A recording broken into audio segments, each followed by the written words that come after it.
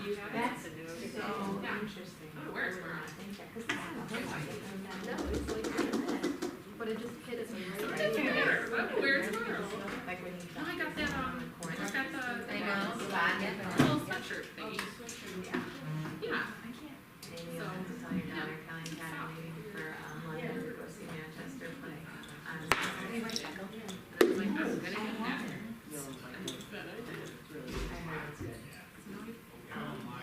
So yeah, so they're going, that's one of the main things. Something weird with sweatshirt. You know what I mean? I did buy a sweater. Yeah. Oh, really? That's what they do.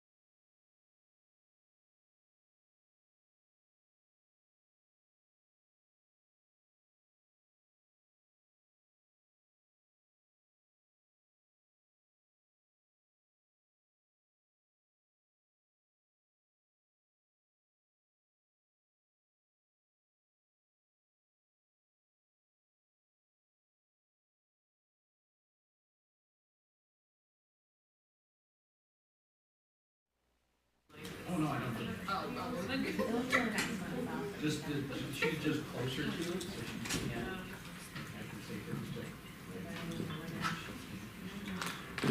We're right there, it's next to zero, right? Yeah. So I Oh, we're keeping it. but this one right here.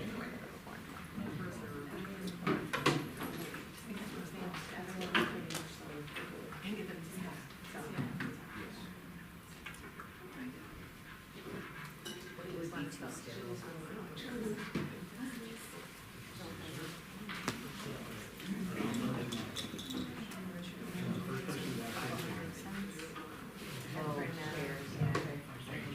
And the couches all have more extensions.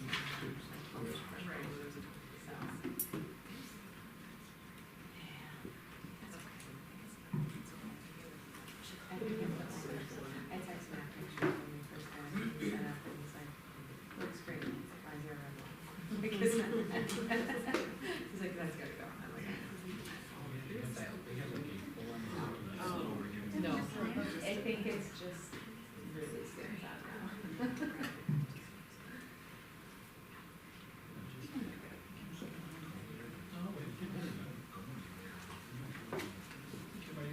Yes. Social activity, are you in? I am momentarily.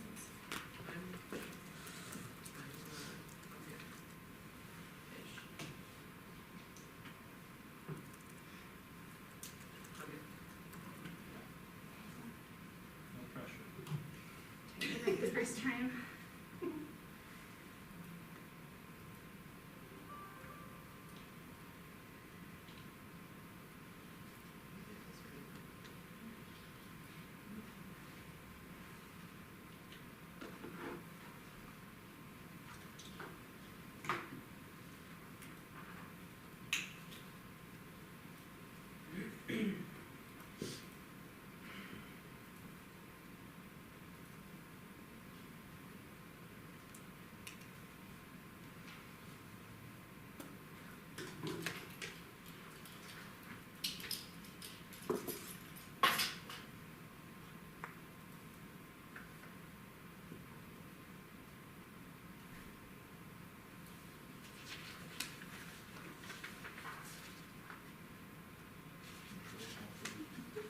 Turn it off, turn it back on. Fix it every Letter password. Serious. Security. This is great. You good? Yes, thank you. All right, let me call. Let me call the October 17th, 2023 River Trail School District Board of Education meeting to order at 7:03 p.m. As a reminder, please turn off or silence all electronic devices. Louis Camardo is joining us via Google Meets. He's out of the country for work. Please join me in the Pledge of Allegiance. Over here. I pledge allegiance to the flag of the United States of America and to the republic for which it stands, one nation, under God, indivisible, with liberty and justice for all.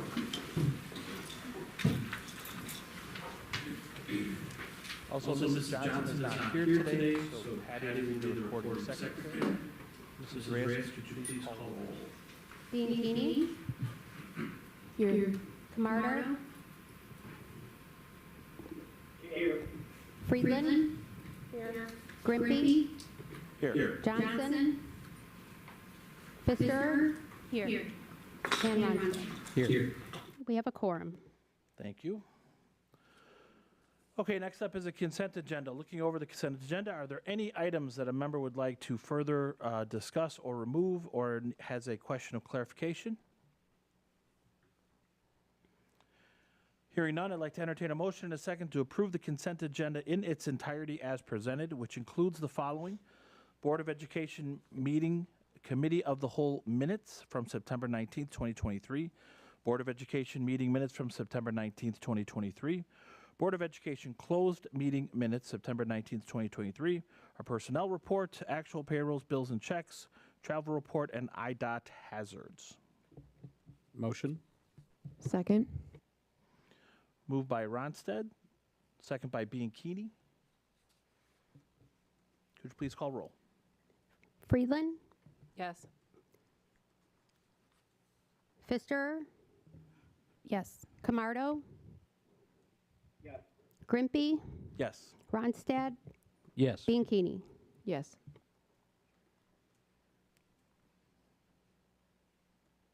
Motion carried. Thank you. Next up is RTEA comments. Good evening.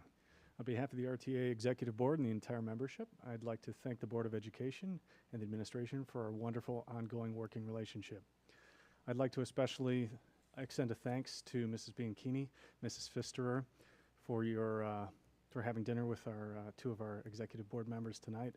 It really shows your dedication to do that. We hope to pair up two more board members before each meeting. It's really quite wonderful that you're willing to do this with us. Thank you so much. Thank you. Next up is visitors' comments. At this time, I'd like to recognize any members of the audience to approach the board with their comment or question by completing a visitor comment card. Please do note that the board and administration typically does not respond, and if you wish for a response, please provide your name and number or email for a member of the board or administration to get back to you. Speakers are encouraged to limit their time for others to participate. A 3-minute time limit per speaker with an overall 60-minute maximum for visitors' comments. Majority of the board can vote to extend time as deemed appropriate per our current policy.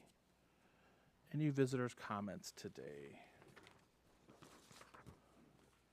All right, hearing none, we will move on to board communications. This is an open agenda item for any board member.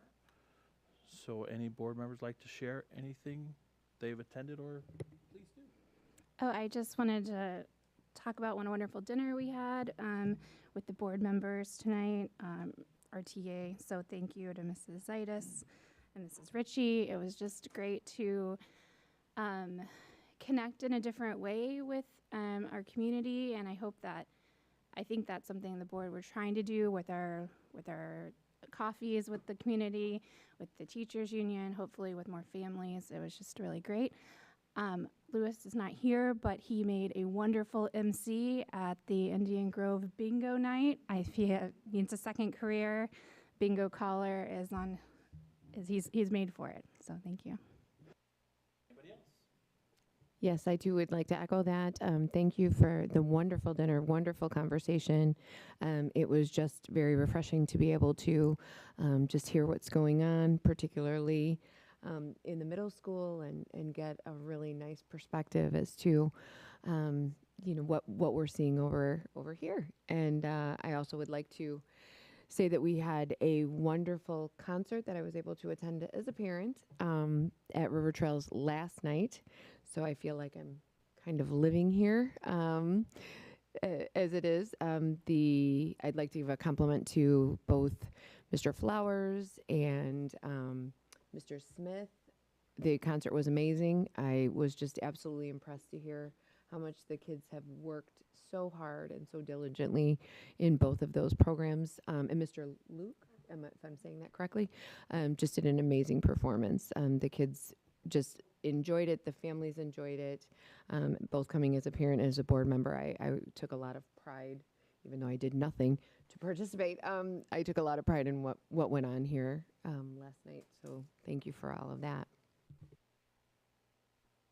Anybody else? Go ahead. So I and this is a quick plug for the PTCs. So at last night's concert, they had talked about all the upcoming fundraisers. So just be on the lookout for those. And then rec night at RTMS. So this is my first year with a middle schooler, and I'm just fascinated by all the fun things that they do as middle schoolers. So it was really cute, and I volunteered in the board game room, which I thought, oh, nobody's going to come to board games. It was packed. It was totally great, and so there were just people everywhere, and it was really neat to see. So that was fun, and I thought it was a big success. Anybody else? Okay. Next up is district recognition. This month we are recognizing our PTCs. Yeah, nice segue. Did you memorize the agenda? Nice. Well played. Well played. Okay, I'm going to say a few comments, and then we have one PTC president here tonight. That's okay. So I'll say my comments first, so you don't have to stand up here the whole time. But then we'll ask you to come up, and we have a certificate for you. So, so really tonight, I'm delighted to be able to spend a few minutes talking and highlighting our district PTC presidents. All of our executive committee, parent volunteers, everyone who participates on the PTC board is amazing. But tonight I'm focusing in on the presidents. They put in more work, more time, and really spearhead so much that the district is doing every day. So this year we have a lively group of 7 ladies. Some are new to the role, some are seasoned, but collectively they've all been involved in the district for several years and arguably several of our community's biggest supporters. There are so many things that I could highlight, but I'll only highlight a few. So first thing I want to talk about is their dedication. Every single one of these ladies, they're all busy people, obviously. They work, they have multiple kids, they're moms. It's 2023, aren't we all busy all the time? So to the time and dedication that they put forth is really amazing. They are so dedicated to our district. They're dedicated to their purpose, and they're committed to just making things happen. Whether that be raising funds, providing for our staff, or just bringing families together, they're dedicated to really providing for all of us in the community. The second highlight is really the revival of the PTCs, defining that as improvement in the condition or strength of something. So not that I want to continue to talk about COVID, but really post-COVID, many things needed reviving, and I'm certain our PTCs were one of them. So not just the events, but the people who were involved, they had moved multiple grade levels. They hadn't had been able to plan events. So those groups really needed reviving. And so it was a collective effort, but they all had a hand in really reviving those district PTCs post-COVID. And then succession. I know how they all feel it's super valuable to have people who can step in and fill their shoes once they move on. So we have several that are co-presidenting this year. And so I feel like that's code for I'm training you for when I leave. And so they are really passionate about making sure that things don't fall through the cracks when they move on. Obviously, we have parents with kids in several buildings, so they're starting to move on more towards the middle school, but they are really making sure that they have things in order so that they have membership and people willing to plan things as they move on. So who are all these wonderful people? I'll start with the middle school. We have 2 co-presidents, Terrell Flushinger and Angie Alexakis, and they both have 2 children in the district. Terrell was the lone president last year, and now she's got a co-president to partner with. Succession, train. At Euclid, we celebrate Jackie Nichols and Renee Kowalczyk, who are also co-presidenting this year. Jackie really has been a staple at Euclid for many years. You see her everywhere, and now that she is a 6th grader, I see her here as well. She is definitely a staple and was the lone president last year and has, again, built a continuation and working on that over at Euclid. And Renee is new to that this year. Indian Grove, 2 new co-presidents, Amanda Marcus and Sandy Lencioni, and they are not new faces in the building. Amanda's subbed plenty of times, and so they're very familiar in Indian Grove, but new to the PTC president role. And then finally, come on up. I'll make you stand awkwardly. No, Amy Williams is our newest PTC as a whole, and a 2-year president from Prairie Trails. So Prairie Trails is in a unique position, really just having most kids there, most families there for 1 year. So the position in all likelihood could turn over every single year. If you're lucky enough to get someone who also has kids in the preschool program and they want to take on the role of PTC president, well, then you're just really lucky. So, so Amy's been great. And again, all of those things that I mentioned, the dedication, the succession, the building of the program from scratch, she's really been key and instrumental in doing that. So again, we celebrate our PTC presidents, but we know that there's a collective effort of our executive boards and all of the members that help our community. So thank you. Thank you. Thank you.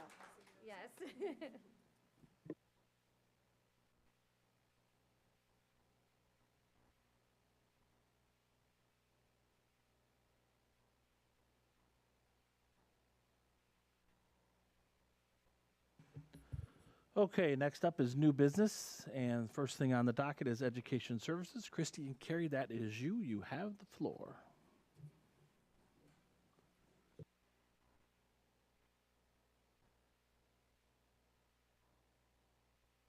All right.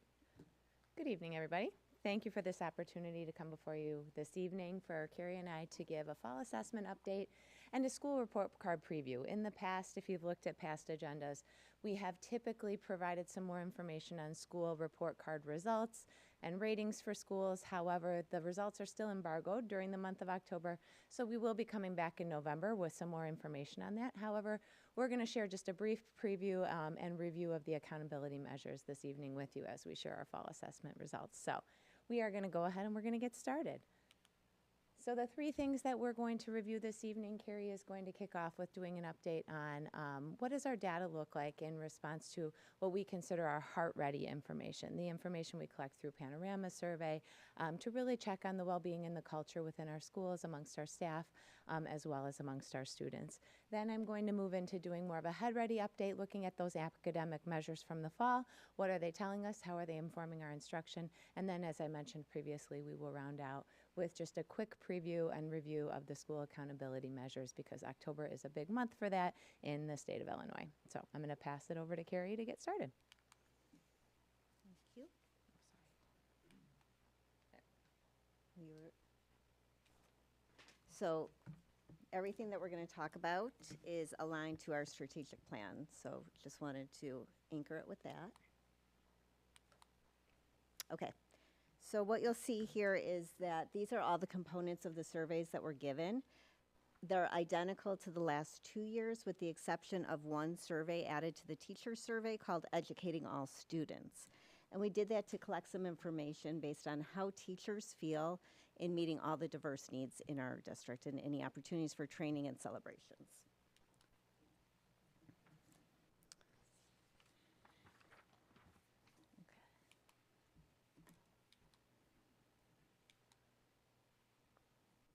So what you'll see here is that we had a really good response rate. We had 97% of our students complete the survey. And then if you look at the staff, again, we did split our roster for the first time this year in between staff and teachers, because teachers were the one given that added piece. So what we did notice upon some reflection, this is being our first time splitting the survey this way, is that staff included people that we wouldn't necessarily, we appreciate them being part of our district, but we didn't expect them to complete the survey, such as substitutes.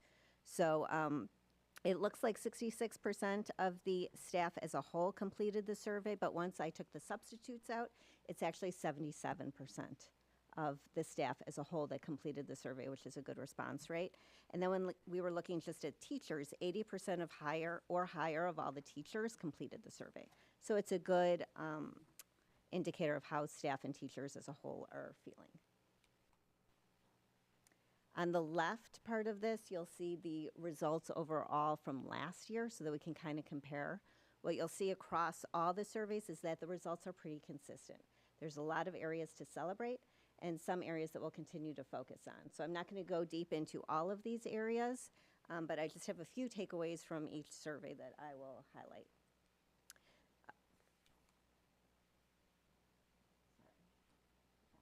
Okay, the one thing I want to note for this primary K through 2 is that that's a teacher-reported survey from kindergarten through second grade. And an area of focus here will be self-management, which we would expect, same as last year, considering the grade it's developmental. So it's how well students manage their emotions, thoughts, and behaviors in different situations. 3 through 5 and middle school, those students are completing the surveys on their own. And what we see here, again, very consistent results from last year. So a few little takeaways from the survey if we look at some of the specific questions. When asked, do you have a teacher or another adult in your school who you can count on to help you no matter what? 90% reported yes. 91% of students reported they'd be extremely to somewhat excited to have their teacher again next year. And 96% of students feel a sense of belonging at school. So lots to celebrate there. Emotional regulation is going to be an area of focus, which is expected. It's also a huge component of our SEL curriculum.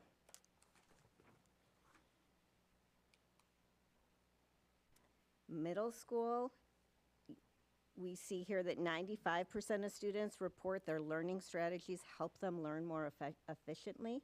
That's up from last year. And growth mindset is a continued focus in middle school. As far as their supports and environment, when asked, if your teachers ask you how you're doing, how many of them really care? 99% reported that they know that their teachers care about them. 100% of students reported it's important for them to do well in school, and over 90% of students reported that school's useful to them in their future. They have some level of eagerness to participate in class, and within the past 30 days, they got along well with students different from themselves. So those are all good areas to celebrate. Engagement is a continued focus in middle school. These are the adult measures, the staff measures. 100% of staff reported they feel engaged at work, and 99% feel that they are effective at their job. 100% responded that their work is meaningful to them. Teacher survey had the added questions related to readiness to support all learners through that equity survey. Within that, 98% of teachers reported a sense of ease in interacting with students that have come from a different cultural background from their own. Over 90% of teachers stated if a sensitive issue of diversity came up in class, they would be able to think of strategies to address it on their own. 98% of teachers reported feeling happy at work within the last week and a sense of satisfaction with their job. The Educating All Students survey, teachers indicated proficiency supporting all learners with some room for growth for having some sensitive conversations. So that'll be an area that we focus on. Some overall takeaways. There's a strong sense of belonging for staff across the district. Teachers report their work is meaningful and they're highly satisfied with their job. And we'll continue to work on self-management and emotion regulation at the elementary level and growth mindset and engagement at the middle school level. So that's it. We'll also give the survey one more time in the spring. Thanks, Carrie. We're going to shift over into just looking at some of our data on Head Ready. This is going to be more of our academic data, some data that you've probably seen from year to year, and we're just going to look at some trends. However, I would like to start with the caveat that I'm so proud of our district for especially these last 3 years, really looking at that panorama data, looking at the well-being of the students and the staff, because that data is so essential for us to look at when we're trying to make meaning out of academic data. We know and we believe in our district in Head Ready and Heart Ready, and we believe that if students are not Heart Ready, the Head Ready data is not going to follow. So just want to preface that. It's very exciting to see the data that Carrie shared this evening, to see ourselves trending in the positive direction, and to see our students feeling like they have a home at school. So moving forward with that, want to set the groundwork for assessment. What is that purpose of assessment? Really the only reason to give assessments, to use assessment data, is in order to make better instructional decisions for students. We are not testing our students in order to measure ourselves against a meter stick. While sometimes assessment is used that way, that is not the way we view the use of data in our district. We look at data as something to inform what we do every day in terms of growing our students academically. So that's important to remember as we go into the data this evening. In addition to that, we do have a district goal for this year to build our assessment literacy in terms of helping to use that data to grow our instructional practices. So all of our buildings have spent a lot of time working with this data, digging into this data this fall in order to set the course for success this school year. I know this slide has a lot of information on it, and by no means am I going to read it to you. The purpose of this was really just to give you some background information on the 3 types of data, the 3 assessments that we're going to focus on a little bit this evening. The first 2 being NWEA MAP. You've probably heard that a lot as parents. You've seen that data come home in your children's backpacks many times for several years. This is a district assessment that gives us a couple different pieces of information on how our students are performing. I'm going to summarize that a little bit for you tonight. The second one we're going to look at is what we call AIMSweb, and this is another district assessment that we primarily use for our students in the early primary grades at kindergarten and first grade, and this really talks to us about readiness. What are those essential skills? How are our students doing in terms of meeting those essential core skills in order to be prepared to take on the demands of the upper grades? And then finally, I am going to summarize some of our IAR data. This is our state assessment data. This is the one test that we do need to take for purposes of state accountability. However, this does give us good data both in terms of proficiency and in terms of student growth.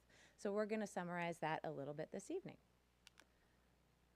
So this graph is very overwhelming, and I know there's a lot of years of data on this graph. However, I do think it's an important visualization for us to take a peek at. So what is this basically saying? This is looking at our reading or our ELA proficiency by grade level over the course of several years. So we're looking at data from 2018 until today. That black line in the middle, I had no other way to show the COVID year, right? So when you see that black line, that kind of is just a visual divide for you to see what was happening before COVID and what's happening after COVID in terms of those grade level groups. This is not longitudinal data. You are not looking at student groups as they progress from 3rd grade to 8th grade. This is just looking at grade level cohorts. Why do we look at data this way? We look at it this way so our teachers know what to expect coming into a school year.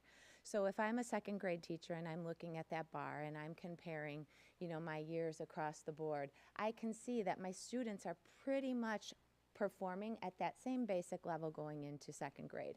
I can also see I had a few years where that wasn't necessarily the case. And those were those years post-COVID where students maybe didn't have as much schooling prior to the pandemic. So what are we able to see here? Well, we're able to see that there's really not a huge statistical significance in differences from looking back to 2018 to looking at today. Maybe a difference of a RIT point or 2. However, that is not something that is overly concerning, seeing as the standard deviation of these scores is roughly about 3 RIT points. So this is good information. We are seeing that our middle schoolers are pretty much performing at that same level that they were prior to COVID. Some of them even getting close to exceeding some of those levels. We're seeing that our 2nd graders are really starting to show some recovery, but we're also still seeing some 3rd graders, 4th graders, 5th graders who are still a little bit further behind that average range that we saw a couple years ago. This is something that our teachers are making accommodation for in the classroom. They're working with differentiated teaching styles in order to really support our students in order to close that gap that may have been from early learning gaps throughout the COVID period. So this is some information that we're able to tell from this. Now, our teachers look deeper than this. This is just one data point that gives kind of an overall score, but our teachers can dig deeper into different standard areas and look at things like vocabulary, how are we doing with comprehension, main idea, key details. So they're able to go a little bit further into this data to really look at what are those areas that we need to focus on. This is what we call proficiency. How are we doing on reaching a certain target or a certain point? This next graph, however, is looking at us in comparison to a norm group. So NWEA has a massive norm group across the nation, and they do norm studies every 4 years to look at how is the nation performing as a whole. And this graph here shows us, we are the blue bar, it shows us that in reading we are still well above the norm that was gathered in 2020. Now this is good news for 2 points. Number one, the 2020 norms were gathered pre-COVID. So I'm expecting if they were to do another norm study now, that norm group for the nation would be even a little bit lower, showing a bigger gap for us in River Trails. So this is good news for us, and we're seeing that as our students get older, by 8th grade, that gap is getting a little bit wider, so we are continuing to grow at a faster rate than the norm population in reading. Okay. All right. Moving into math. Did I miss one? Okay. All right. Moving into math here, this is a similar comparison graph from the one that I did for reading just a minute ago.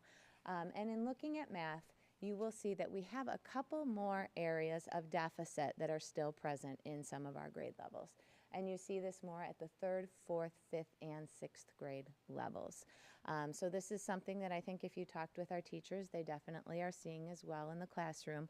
And what we are contributing this to is we really struggled with building kind of that number sense and that ability to really understand the reasoning behind math over the several years that we had some fractured learning. You all voted last year to support our new math adoption, which really focuses on conceptual thinking and application of math skills, and we are really hoping to see that difference start to show itself in our classrooms as soon as this spring. You'll notice at the middle school, our gaps are much less. And our students are closing in on that pre-COVID gap. You'll especially see that as our students approach 8th grade, which makes us feel very confident that we are preparing our students to move into high school mathematics courses. This graph is similar to the previous one, just looking at us in comparison to that norm population, almost identical in terms of some of those differences between our population and the overall norms.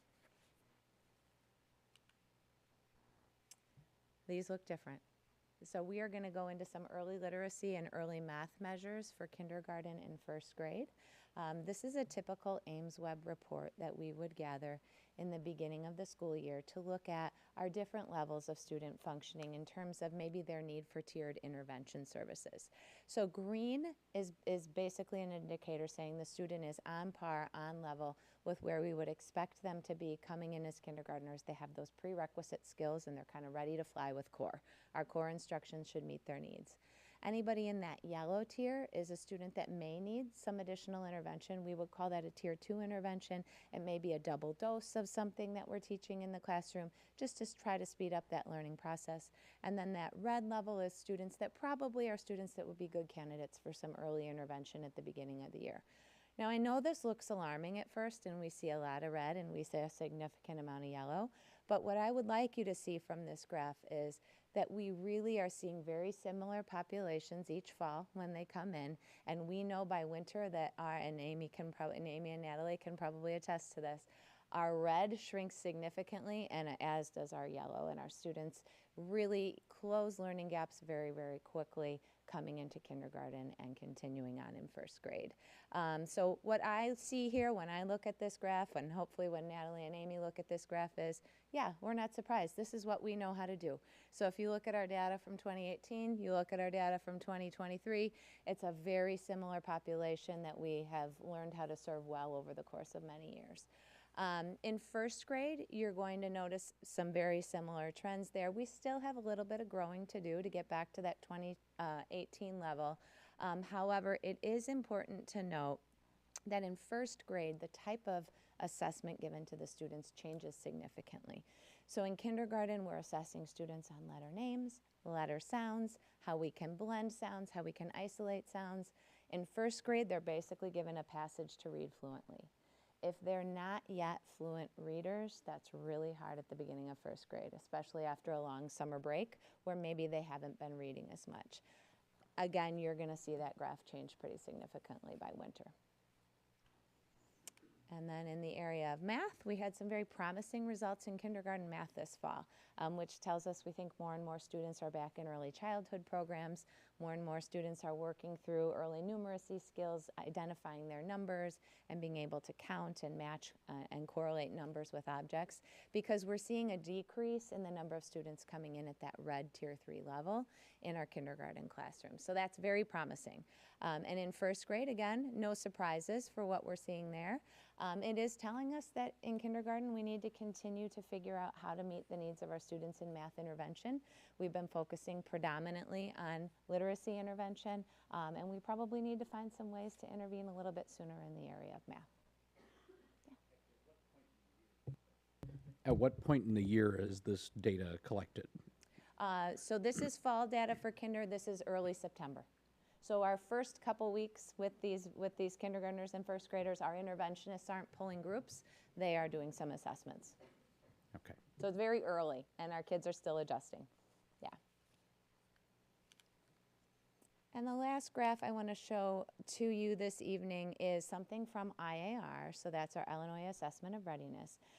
Thankfully, several years ago, the state legislatures listened, and they worked with Pearson to design an assessment that not only measured proficiency or hitting a certain target on a standard, but also measured growth from year to year. And this is something as educators that we have been begging for many, many years, because we know many of our students come in with multiple languages that they're learning, with special learning needs that they're receiving some additional services for, and they might not yet be hitting that proficiency target, but they are growing like crazy.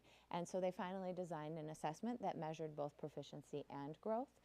This is a measure of growth so that you can see in 2019, you can see where our growth targets were in ELA, and you can see that we are continuing to trend in the positive direction in terms of increasing that growth year after year after year. So this is very promising for us coming off of our COVID years.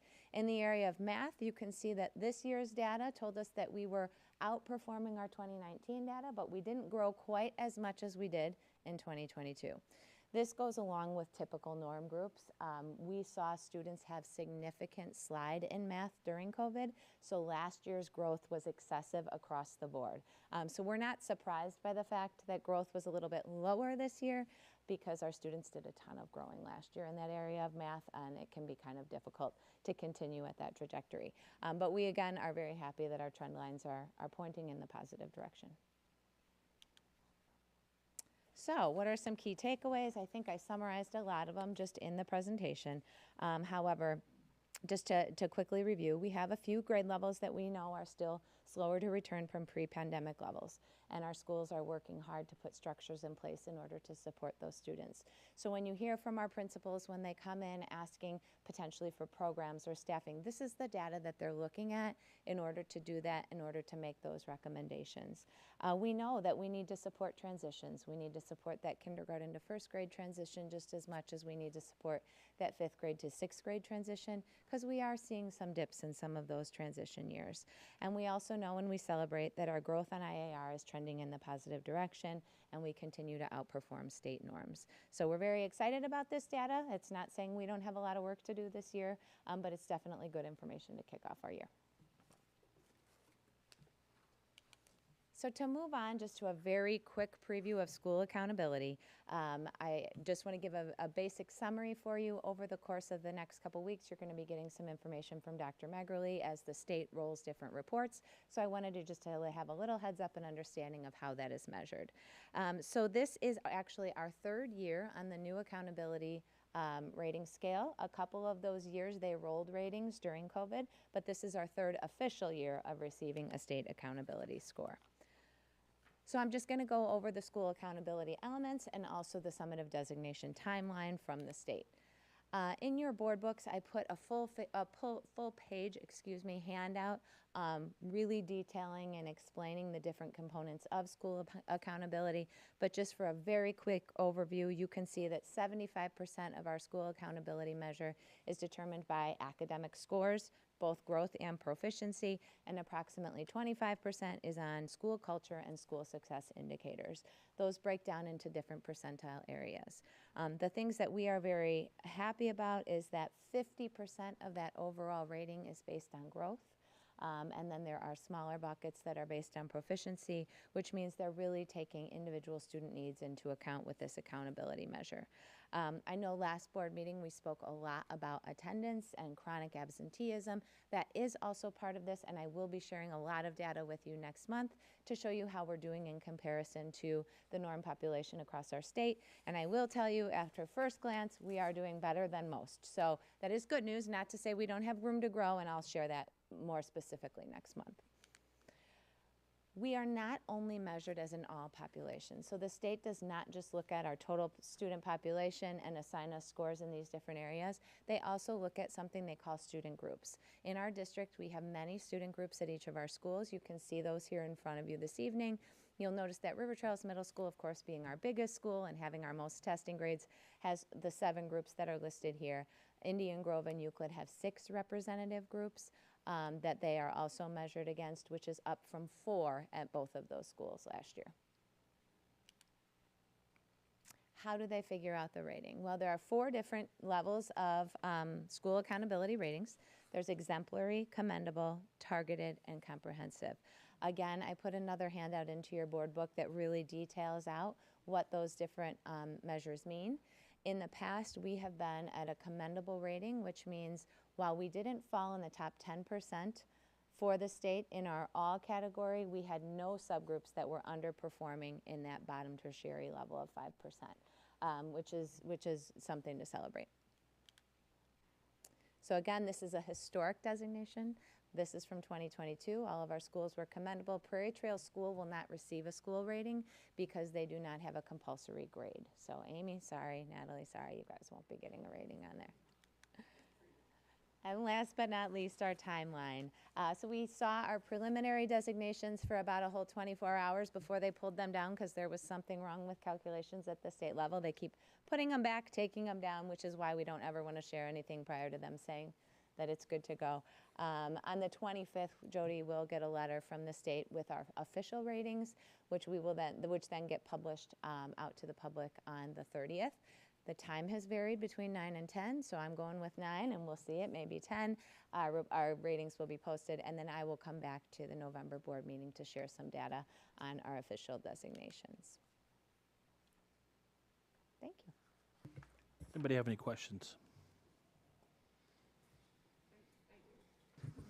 And actually it's not maybe so much of a question, but like, so that engagement piece, and I know, Carrie, you can talk to it, and so can you, Christy. So like, when we're seeing in that engagement rate that's looking like it's hovering around like that 41%, but then we have 100% of students saying that they know that school is important, and they have 99% of students saying that they know that a teacher really cares about them. Like, what's the disconnect? And that's just a philosophical question because I don't expect an answer right now because it's hard to pinpoint where people are coming from. Yeah, and engagement can look a lot of different ways. It can be I'm engaged, it can be I'm compliant, I'm doing what my teacher asks me to do, and therefore I look like I'm engaged, but I might be telling you inside I'm bored, right? So I don't have the specific questions, and maybe we can publish those for you in maybe a Friday update. But in terms of looking at those individual questions, I think we especially see that in the middle school with students with different levels of engagement. That is one of the key goals of the school this year, or of Trails this year, is to really work on student engagement and improving that in the classroom through things like dialogue, making sure students are engaging in conversation, working effectively in small groups, and having tasks that are appropriate to their developmental levels. Okay, yeah, I'd love to see the questions if it's not too much. Yeah. Okay, thanks. I have a question as well. So the teacher's kind of self-assessment was rather high, which is understandable. However, it really differed from the students' assessment of them. Are the teachers made aware of maybe they're not as effective as they may think they are? Or are they shown these results, and how do they kind of... Okay.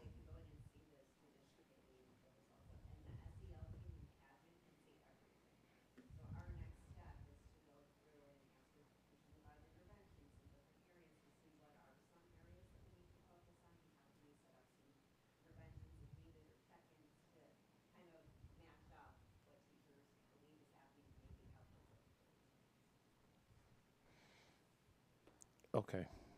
All right. We have different days scheduled in on Thursday mornings throughout the year for the purpose of data digging, really to dig into that data, make sense of the data, ask those questions. You know, we often use what we, different protocols to really notice and wonder. I noticed this makes me wonder about this. Now I need to dig a little bit deeper into this information. So that's something over the course of the last several years we've worked very hard with our staff on, is really understanding and starting to ask questions about data. Anybody else? Go ahead, Robert. Echo a little bit of what Janine said. I mean, that valuing of the school, I can't, we have such an incredible district and educational resource for our kids. I mean, I don't mean to sound like that guy, but compared to the schools I went to, I mean, holy cow, it's a different, it's a totally different ball game here. Yeah. And I don't know. I don't know if these kids realize just how good they've got it here. Well, 58% of them. Okay. I just had a question or any thoughts about how to get 80%. I know everyone won't take a survey, but thoughts on how to set time aside so that there's like a scheduled time that everybody takes the survey, or is there an okay, so just they're not doing it, or is there an incentive we could give? Okay. Got it. Okay. We've had, so Thursday mornings is typically when we would guarantee time for that. And the principals are really good about safeguarding that time. We've had high absenteeism with just different illnesses and things, and then when teachers come back, that's not necessarily their first priority, but I probably saw 10 reminder emails from staff, or from admin to their staff to try to encourage that process of giving us some feedback. And last one, just about the staffing too. So like the ESP get it as well. So is that like everybody from ESP? So do some people maybe just feel like they shouldn't complete it? We try to encourage everybody. Even this year at district office, you know, we have so many new staff members there, and we had a pretty good return rate, Carrie, right, from district office staff. So it's really just that continual nudge, setting up time, space, technology in order to make that happen. I think we still have some technological skill gaps that we need to overcome with certain groups, and access to technology. Everybody has a Chromebook, but that doesn't mean everybody's super comfortable using it. So how do we continue to overcome some of those barriers while keeping it confidential and comfortable? Yeah.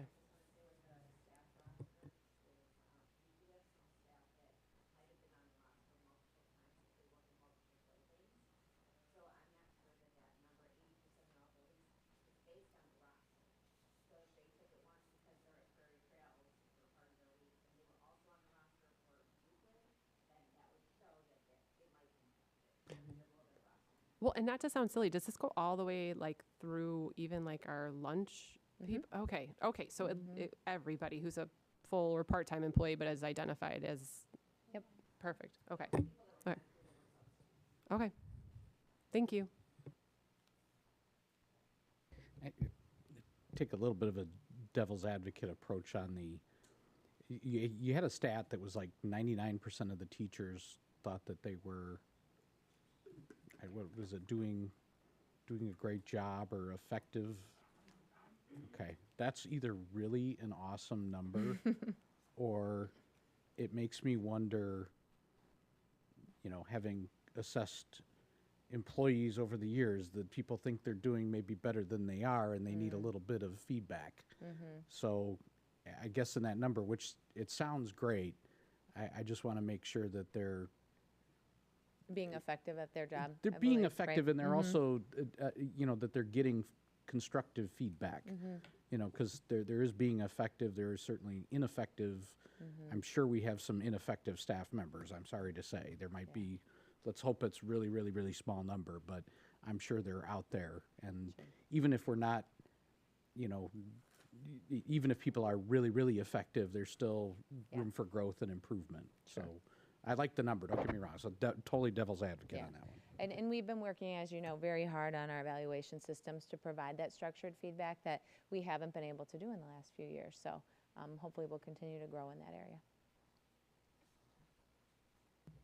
Thank you. Thank you. Okay, next up is business services. First on the docket is a transportation bid. This is just a discussion item. Lyndall, you have the floor.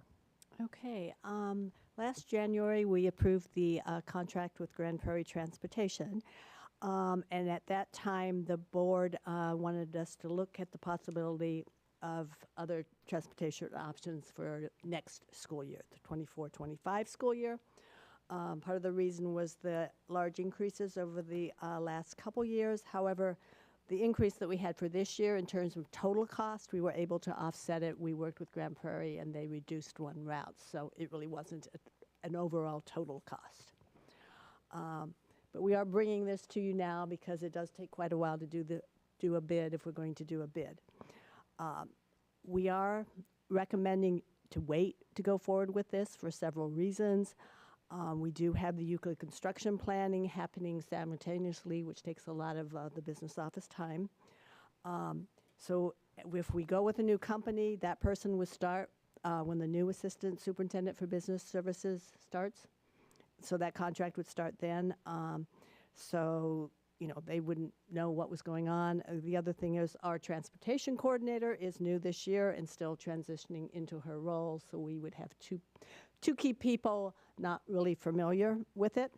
And we have had a wonderful relationship with Grand Prairie, and they really got us through some tough situations this year. They worked beyond normal hours, and they accommodated a lot of our requests for special transportation. And they do help us out with our electric bus, and if we decide to apply for any more through the EPA.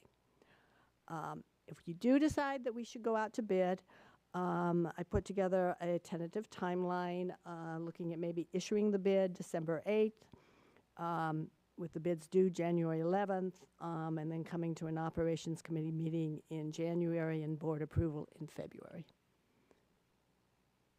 So is this something we're going to vote on at the next meeting, or are we? I guess It's not an action item tonight. it's a discussion item. Right. But you're asking if we decide to go, when will we make that decision? I guess by the next meeting, so we can put together a bid. Okay. Do you want to hear opinions or? Yes. I mean, considering the work scope that we have, we're going to have a school under construction practically every summer for the next multiple years. So I kind of have to dismiss that as personally as a reason, because we're handcuffed then. And this doesn't necessarily mean we're going to replace them. If they come in with the best bid, I have no problem keeping them. But I'm at a point where I'm a little frustrated with them because of all the times that we've done them favors and still get double-digit increases. I'd like those favors reciprocated. And then as far as, combining routes, I don't feel that another company wouldn't do that. I mean, that's with the shortage of bus drivers, they're going to try to reduce the routes as much as possible. So I acknowledge the things that you say that they do, and I don't think that they're not doing it, but I don't think that's anything a different bus company wouldn't do either. That's just my opinion.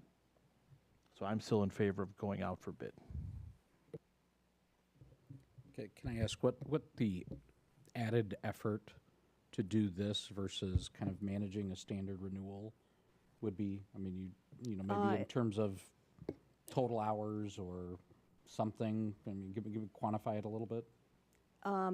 There's a document about this big that has to be put together with all of the language and the routes, and it's pulling together a lot of information in terms of. It's been a while since we've done it, but probably at least a couple weeks dedicated time to do it. So I mean, you'd spread that out over time. It's a big effort, and then you have to get them in. Out of how many staff members? I have the business services coordinator and myself. Okay.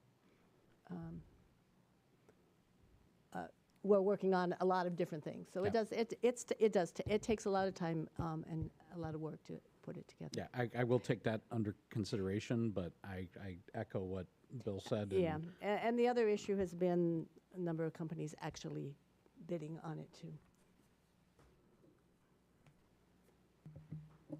There you go. I think that when we talked about this last, I was in favor of going out to bid. I just don't know market-wise if now is the most opportune time to even get a good bid, because I have friends in multiple other districts, and the nightmare stories of their kids on the bus versus how smoothly my kids get home, night and day. I mean, the first week is always a little rough, but not, kids being late to school for multiple weeks at a time, kids not getting home on time, very late. I just, putting together the proposal is one thing, but to have a new business person or put that on our staff to be tracking down kids at different times and tracking down buses, I think that's not a priority for me. I understand that the prices are going up, but I'm not sure you're going to get a better price that is significantly as good of, I think you're going to compromise service possibly, and also not get that much of a discount because I assume prices are going up everywhere. It's not The just prices are based on the labor primarily, and it has been very difficult to get bus drivers. So that is why the prices have gone up over the last couple years. When do we typically get our annual increase amount from? I have Grand Prairie? asked for it, so they're trying to put something together. I know, but when do we typically get that? Oh, typically we don't get it till January, February, March, but I've asked for it earlier to see kind of where they would be. Okay, that might be an advantageous estimate for us to get before voting on whether to go to bid. Yes, I have asked for it. Well, But, no, I'm saying yeah. just to relay that to them. Yeah, no, no, they understand that. Yeah, okay. Wait, so the estimate that's in here, you just came up with that? No, that's this year. I have not got anything yet for Oh, next year. I'm so sorry. I just totally misread that. It says 23, 24. It's clear as day. Yeah, don't pay any attention to me. Okay. Yeah. May I ask a question? Do Mm-hmm. you have an idea of like how many viable companies we're talking about? Because I mean, just thinking about 3 maybe. 3 viable companies that would have like similar reputations. Yes, really and one stand of them out as- was new in the area this year, so I don't know if they're looking to expand their business or not. Louis, do you have any comments you'd like to add?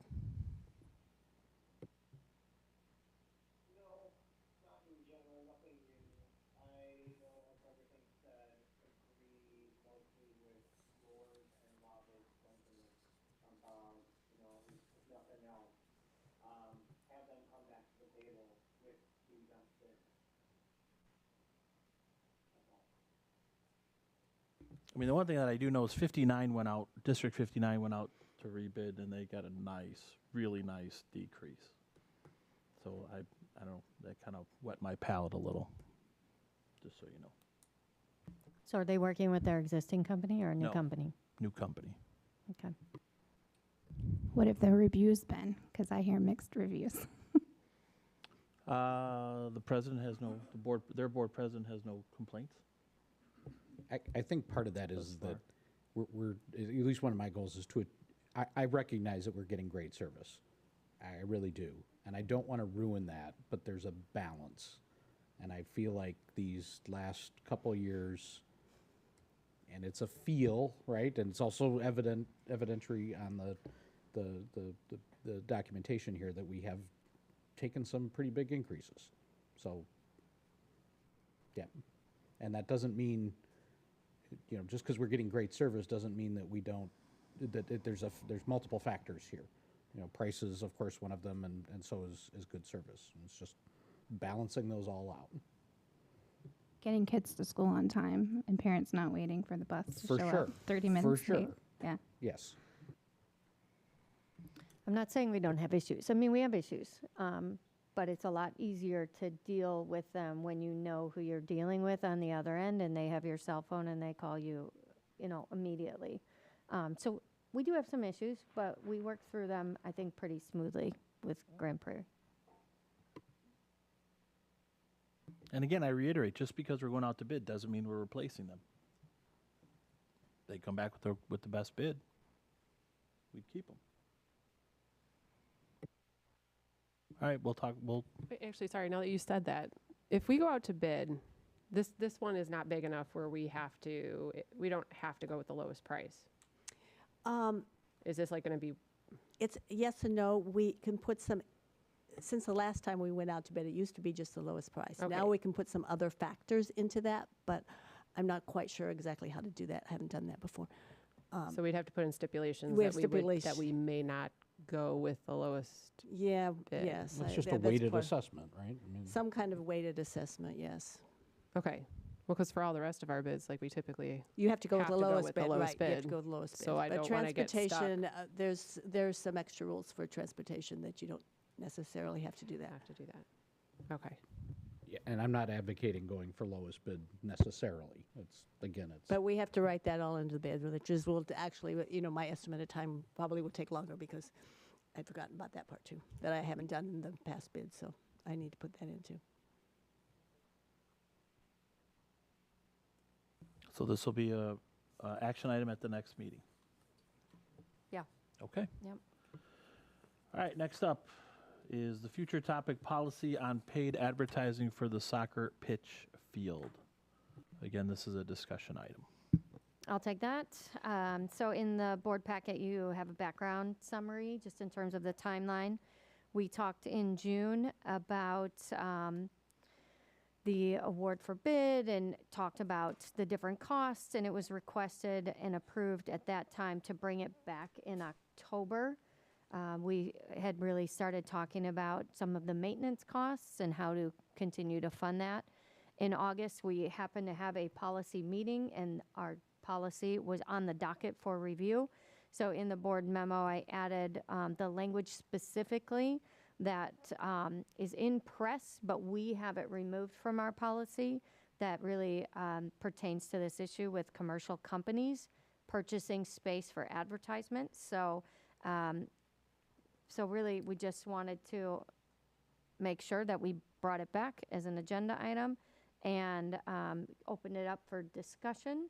And in terms of future costs, we don't really even have a good estimate to provide. This is a new venture for us, so I don't have anything concrete to identify what maintenance costs might be.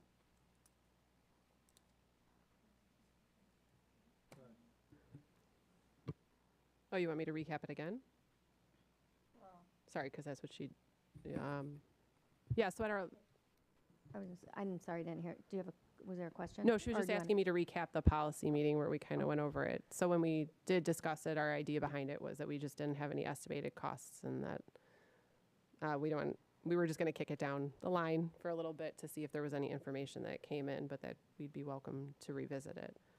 So I mean, well, I think we talked about the policy also as a whole, because this is not just as narrow as a soccer pitch. I mean, Right. you're opening this up to add paid advertisement on all or any parts of the district. So, so at that point in time, we recommended no changes to the policy, leaving it as is. right, and now I have a bunch of questions after talking, just with a lot of individuals about and really focusing on like the PTC piece. Is there any way to make caveats for what is considered advertising and what is not? Do you know what I'm trying to ask? Like, so when we have individuals who are trying to set stuff up, I mean, what is the difference between us advertising on a shirt versus, or a little banner, or the music programs that we hand out at the concerts versus posting up a dine and share?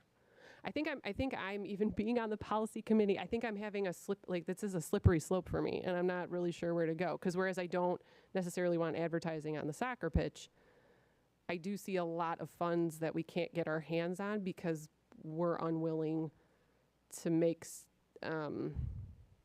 different exceptions. But I would counter, what shortcomings are we facing because we're not accepting them? Well, I mean, like a lot of that money from the PTCs goes to buy teacher goods for classes. They buy books for classes. I mean, I think that's how we got, the teacher appreciation. Which we still stuff. do, though. We do that, but I think that they would be able to do more along with helping out. I mean, don't we use some of that money to help students who, no.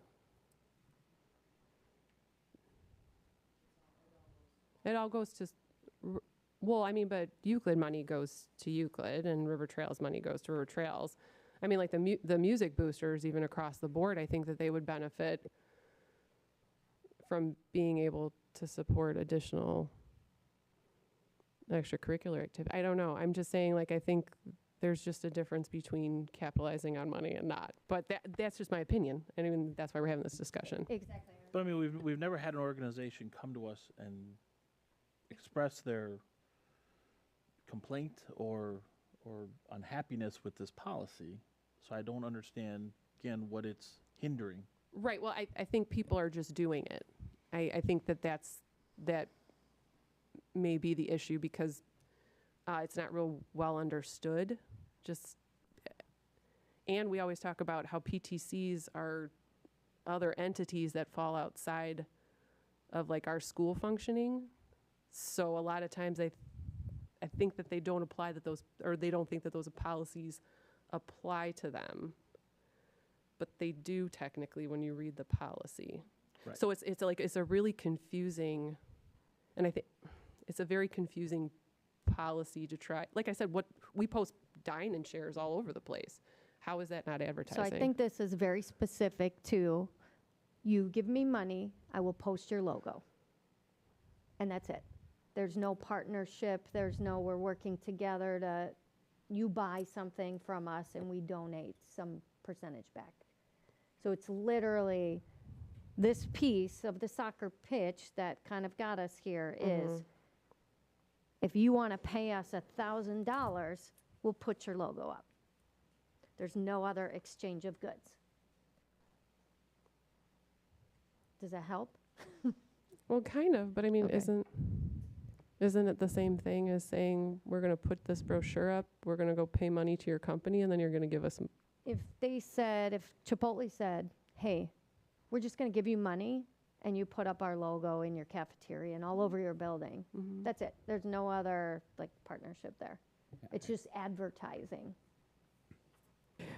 But may I interject? So if I'm reading number 2 of that, athletic, theater, music programs, that falls under that, and is that what we do?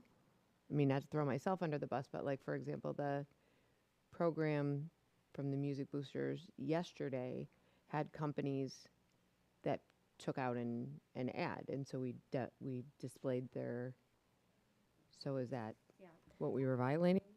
Perhaps, and this was brought up as a question. I don't know enough about that to know, do they literally collect money to put in, to get their name in there? Or is it a partnership because they're working with the families? I don't know. But that could be an example of what Janine's talking about. So I have no issue with this, and one of the things that I think we're trying to foresee potential problems that don't exist or are, quite frankly, extremely unlikely to exist. And the way this is written, you know, the administration is ultimately going to be approving these things. So even if we let this go as is, if it's ever a problem, we can readdress the policy. But I don't have any issue with this, the way it's written here. But we don't have a policy. Like, I don't think we have this says prior to approval is needed from the superintendent or her designee for advertisements on athletic, theater, or music programs. I don't think there's any current mechanism for that approval. No, there's not, but this gives a direct, But it's if there isn't, happening. it doesn't matter. This gives a directive that that Jody would have to put something together. And if those things come up, then she can make a determination. It might not be appropriate to do some of these things, like, I don't know, maybe somebody wants to stick their logo on a violin and we're like, no, she can make that determination. They want to put it somewhere else, fine, but she's going to make that judgment. If we suddenly come in here in a year from now, we got logos plastered all over the place, we'll be like, what are you doing? And we can then address it. But if there's a reasonability here that we're just extending to the administration to accept normal advertising from community members that might be interested and just show a way of supporting the community. I totally get where you're coming from. I think that people both on this board and in the community are going to have a very different view of what goes on in an athletic field that they're going to see all the time versus what goes on the back of a music program that's either put up digitally that you can get or that you put in the recycling bin. So I think it's, and And like I said, I don't know how much of this is already happening. My eyes were opened. I had a couple conversations and I was like, wow, I didn't even think about that. So I don't want to impact our groups that are dedicating their time along with a lot of the money. I don't want to impact them negatively if they are not following these to a T. And I also don't want to go hog wild and try to figure out, to have all this stuff come across either Jody's desk or another desk. And then B, if you say, yes, one person can have it, another group can't, and all of these other things. And I know it's a lot of what ifs right now. So I don't know what to do with this. Louis, do you have any comments you'd like to add? Yeah, I just in general don't understand what the group against the opportunity to consider a sponsorship logo. So it doesn't mean it's guaranteed to happen, but it just frees up the ability to act upon an opportunity should it present itself. And just like anything else that's been described with the music boosters or the PTC, it's all just generating money to reinvest in our program, whatever we choose. So why are we so against the opportunity of even just considering? And not saying we have to by any means, but we're eliminating the ability to consider it with this policy change.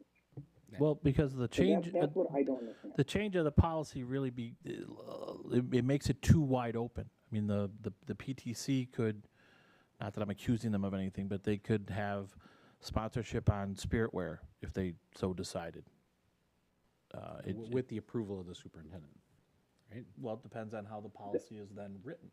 But okay. So why don't we just write this policy then so the PTC can't put whatever logo they want, and any logos from an outside party must be approved by the administrative team. Hey, And whoever is considered on that team, they have the final say. So we have complete control, and it's not going wild.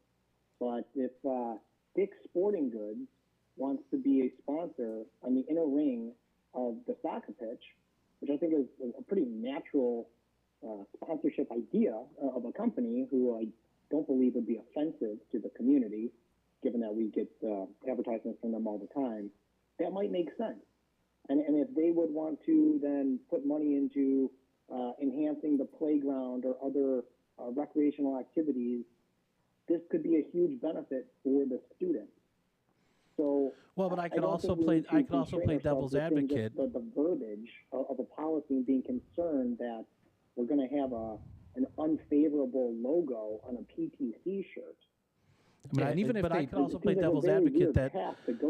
But if Chick-fil-A wants to sponsor something in the cafeteria, which seems like a slam dunk, then we say no.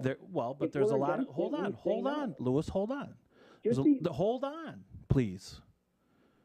There are a lot of people in this community that don't necessarily agree with the politics or religious policies of Chick-fil-A. So what may be agreeable to the administration may not be agreeable to our public that votes us in office. So, and not only that, okay. you could also make an agreement and you could have Dick's Sporting Goods sponsor something on the soccer field, but if they decide in the future to change their own policies or their own politics or their own opinions and are public about it, then we're stuck with that logo on our soccer pitch, and we're literally stuck with it. So it just opens up a door that. Bill, in the sponsorship agreement, we have the right to, remove their logo for any reason, and that's how the sponsorship agreement is written. And if our reason is, there is, disfavorable PR coming from a change in policy that they have, then the sponsorship arrangement ends at that point in time. Well, but that doesn't necessarily mean you're going to find 4 people on the board who agree with that, or you're going to find it opens up a very slippery slope. I mean, just because a company changes their politics doesn't necessarily mean everybody agrees or disagrees with it. And I can play devil's advocate even further. Who cares? If Chick-fil-A wants to, I don't care.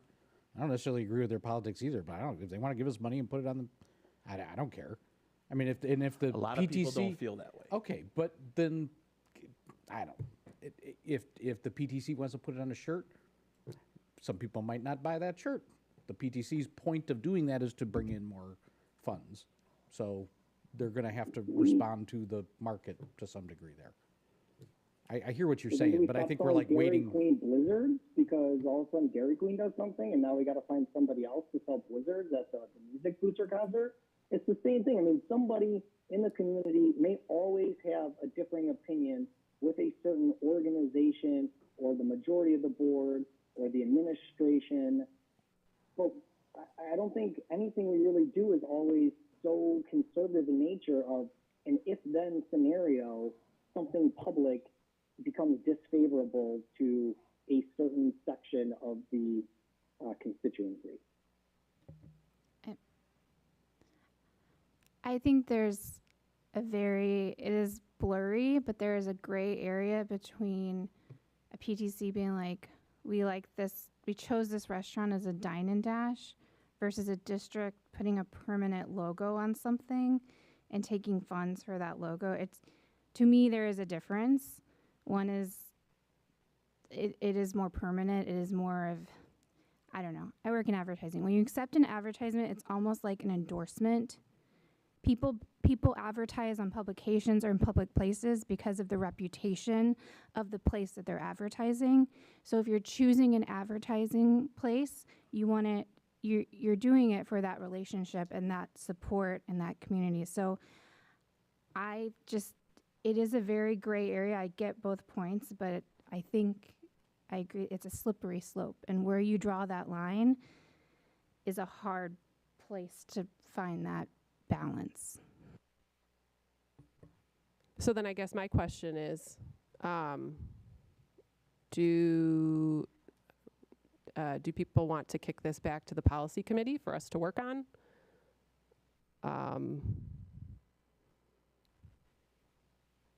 I know we're not voting on that, but how do we do this? Do we have can we do we have to do just a straw or something, and where we're landing on this? Or? Like how many people would like us to kick this back to committee so that we could try to craft language maybe to take everybody's concerns into consideration? Because even though this is what's written, I mean, that's something that we can develop to be more specific or to be less specific. So I personally am not interested in changing the policy. So in my opinion, kicking it back to the policy committee is an effort and futility. And I don't want to waste anybody's valuable time. But I'm one vote or one voice. Yeah, I generally think I'm fine with the policy as it's written here. No.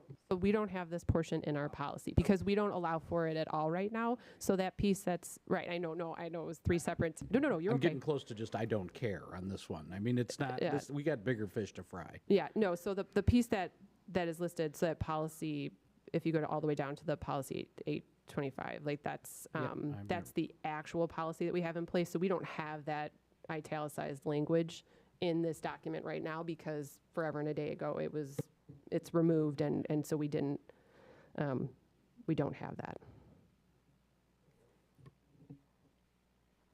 So now would you be interested or would you not be interested?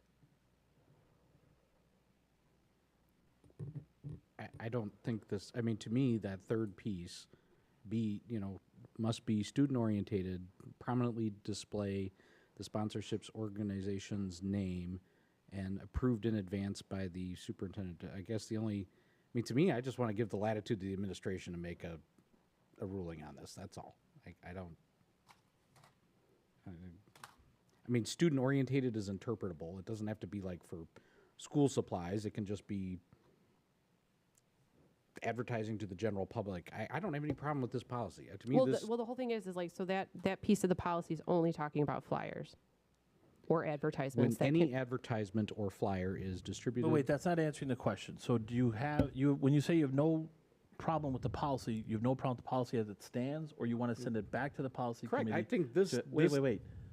Correct. I'm giving you an option, so you can't say correct. Do you want to have the policy stay as written, or do you want to send it back to the policy committee so they could write it that way?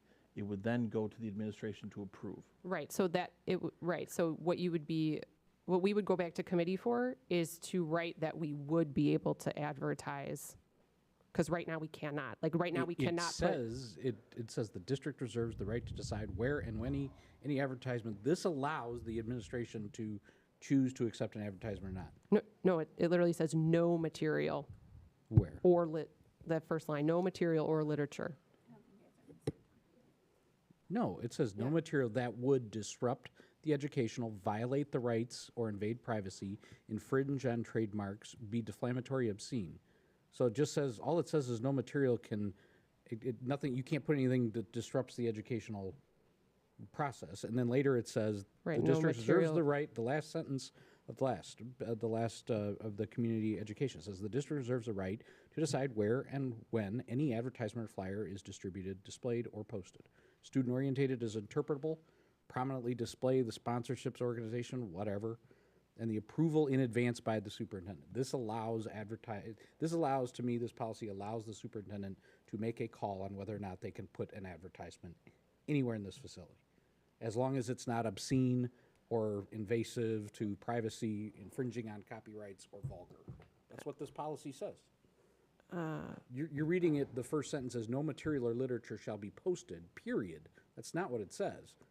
It says no material or literature will be posted or distributed that would meet these pieces. I think the Right, key but one piece. is for paid and one is Yes, not is for may paid. purchase space. So it's the money factor. Right, so right now, no one would pay us. Like, it would be like a church group coming in and handing out flyer. Okay, so really it's like, can we accept money It or says can we not? sponsoring organization's name. So sponsoring implies that there's some transaction occurring there. I don't believe so. Because the next part of the policy All right, is that. then back to committee to straighten out this language and clarify it. Okay, because the other piece of the policy is that we would accept money for putting advertisements on something. I think and it's that's not already included. implied in this policy. But I think you got to go back to policy and clean this up. Okay. Thank you. Lewis? I think the policy committee needs to review and clarify, since there doesn't seem to be a consensus as to what the policy very clearly states can and cannot be done.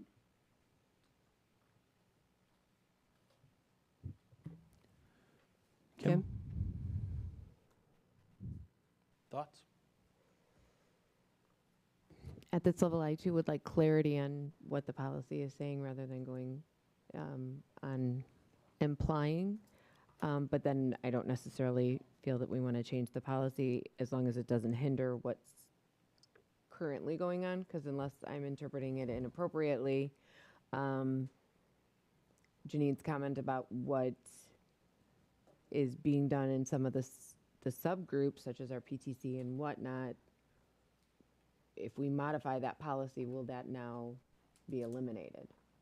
So my whole concern is some of the stuff that's being done now, will that be impacted if we do not review the policy? Yes.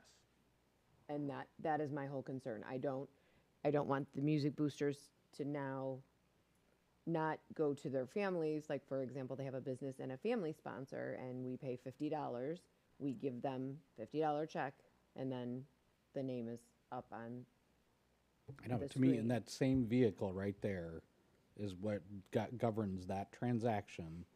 And again, at first line, community, educational, charitable, recreation, or similar groups may, under procedures established by the superintendent, advertise events pertinent to students' interests or involvement. Right, they're advertising them. They're not giving us money for us to advertise them. To me, that's just implied because it's an advertisement. But policy can't imply. Well, we've never enacted the policy in that way, purchasing for advertisement, because this particular piece was removed. So there really is we have no active procedure to filter through requests, denials, all of that. So that would be, if the policy committee changes it, that would be work that would need to be done, that would filter through like the whole procedure of it. So we'll probably have a policy meeting in January or sometime in the winter anyways, so we can take this back. Let's call it an encore. We'll bring it back. And the policy should also be reviewed by legal, I'm assuming, right? Yeah. Well, in all honesty, and I'd like to get Donna's opinion too. I didn't really think about that right now, just because she's not Well, here. So it's already going back, so it's fine. She will be there because she's on the committee. On the policy committee. Next up, committee reports. NSSCO, Mr. Ronstadt, you are our rep. Doing good things out there. Dr. Schnorr finished her first 100 days out there, and been working on. She came up with a new idea called Shooting Star, which was a way to highlight alumni. That was really kind of a neat way to both engage the community in the special needs world, especially employers and just tracking students as they go out into the world. I thought that was a really neat component. We've been changing up, just agenda and just refocusing very much on NSSEO as much as possible, and yeah, that's that. But things are going well out there. We'll keep that mic on because you are also the chair for the operations committee. I've been which, busy. I've been busy. Yeah, Yeah. absolutely. So we had our operations committee meeting, myself, Mr. Grimpy, and Ms. Bianchini last week. We reviewed in a fair amount of detail the plans for Euclid School and got some clarification. We're a little late in the game, in terms of modifying or making any changes, but the board did, or I'm sorry, the committee did, generally accept or kind of move forward the recommendation as written, and as I put it, with a giant asterisk about paying for it all. So I think we're kind of, from an operational committee standpoint, it's a good plan. Again, I personally took issue with some of the architectural element, whatever. We can nitpick stuff till we're, till infinity here, but I really think that the decision on this is going to be more of a financial decision. So that's, I think, and correct me if I'm wrong, I think that's pretty much where the committee stood.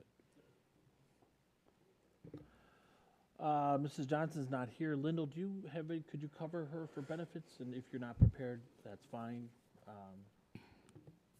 just thought I would ask. Yes, I am prepared to cover her for benefits. Thank you. The Benefits Committee meets monthly. It's also Wellness Committee.